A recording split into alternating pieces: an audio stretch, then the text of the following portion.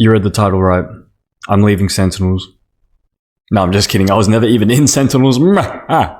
Okay, so in this video, I'm going to explain why I don't wear the Sentinels jersey anymore. Before I start my explanation, I'm going to give you some context. So I've been posting TikToks for about 1 year, and across a 3-month period earlier this year, from the middle of February till the middle of May, I wore a Sentinels jersey in every single TikTok that I posted. So it would have been around 90 TikToks. Over those 3 months, I experienced huge growth, not only across TikTok, but also across my other social platforms. For reference, I gained over 300,000 followers on TikTok. I gained over 80,000 followers on Twitch. I gained over 100,000 subscribers on YouTube. I gained over 30,000 followers on Instagram, and I gained over 15,000 Discord members. So yeah, I was growing pretty rapidly, and I realized that part of the reason why I was growing so quickly was a combination of two things. Number one, my content was starting to become better and more enjoyable. And number two, I was starting to become more recognized across multiple platforms, not just TikTok. So to expand on point number one, in terms of, my content becoming more enjoyable, I think a good example would be the Cupid trend on TikTok that did really well. And to expand on point number two, the reason why I was becoming more recognized was largely due to my Sentinels jersey, which everyone had sort of ingrained into their minds because of how often I pop up on the For You page. Because of this recognition on TikTok, people began to recognize me more when channel surfing on Twitch and YouTube, and were therefore more inclined to stay and watch me on these platforms or even drop a follow. But recently I began to realize that wearing a Sentinels jersey as my uniform might not be the best idea, especially since I'm considering taking content a step further. And so the reason why I decided to stop wearing the Sentinels jersey was a combination of two issues. Number one,